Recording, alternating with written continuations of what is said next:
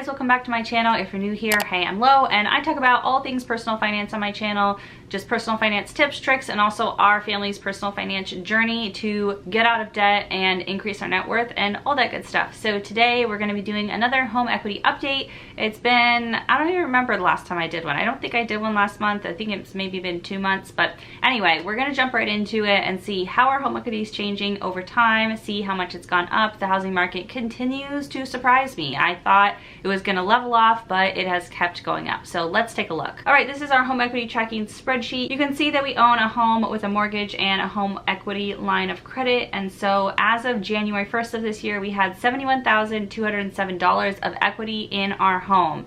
And over time, I've been tracking it because we are planning to move at some point, but we've decided to actually stay here for a while because we are very happy with this house and it keeps going up in value and we don't really need anything different or bigger. And I just don't feel like selling the house just to put towards debt at this point or to move to a bigger house or anything. Like, we don't need that quite yet, and my daughter is going to start kindergarten in 3 years, and so we do want to change where we live before then to change to a better school district because we live in a pretty bad school district, and we knew that going into it when we bought this house. This was not a house we were going to stay in for that long.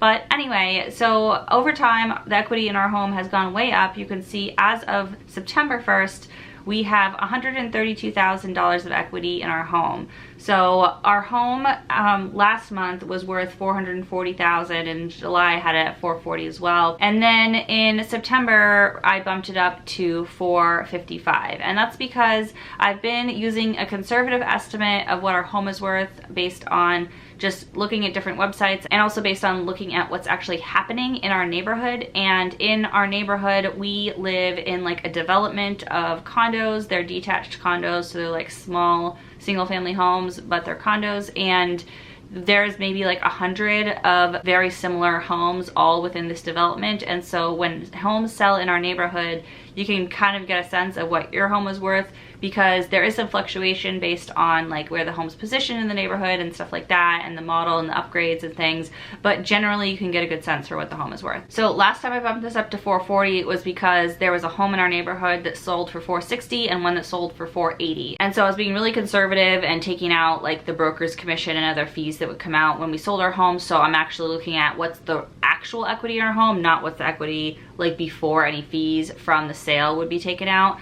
And so I bumped it up to $440,000, and I thought that's where it would stay for a while. And then there were 2 homes in our neighborhood that sold for well over $500,000. So like, I was just shocked when something sold for $480,000, and now that one was $525,000, like it's just wild. So I bumped it up again to $455,000. That would be if we sold our home for $480,000, which was the next highest price that a home sold for. And so if we sold ours for $480,000 and then $25,000 in costs came out from commissions and stuff, then that's what we would net, would be $455,000. So that's how I landed on $455,000. That's maybe too conservative. I probably could bump it up a little bit more, but I feel like I want a realistic picture of what our home is worth, and it's really hard to tell right now in this market, but that's the number that I felt safely comfortable with that we would get for our home if we really decided to put it on the market today. All right, next, our mortgage is under the $305,000 mark, and I'm really looking forward to hitting that under $300,000 mark. We pay off, how much do we pay off every month? I think it's around $500. So it's gonna be another like, I don't know, like 7, 8, 9 months before we actually get under that $300,000 mark. It'll be sometime in 2022 because we're not putting anything extra to our mortgage right now, but it will be exciting to hit that at some point.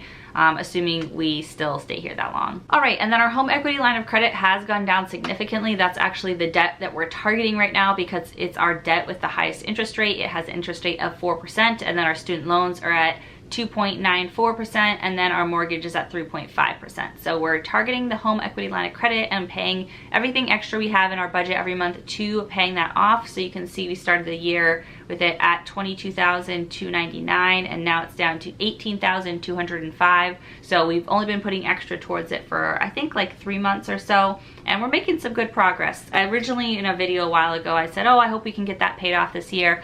It's not even going to be close, and that's okay, but we are making a good dent in it, so that makes me happy to see. Obviously, as we pay that down, that helps increase the equity in our home faster because there are less liabilities offsetting the value of our home. So year to date, our home value value has increased by over $60,000 and the year's not even over, and our home started out worth $400,000, so it's not like an $800,000 home that went up by $60,000. It's like a $400,000 home that went up by $60,000. So that's pretty wild. I'm hoping that we don't see a big drop after this. I hope that it just stays stable, and so we do actually get that equity out of it at some point, but you know, we'll just have to see what happens. Just for fun, I just want to see where we'd be at debt-wise if we did sell our house and put all the equity towards paying off our student loans. So right now we're at $278,615. So let's see, that minus $132,362 would be $146,253. So even if we sold our home and put all the equity towards debt, we'd still have about $150,000 of student loan debt,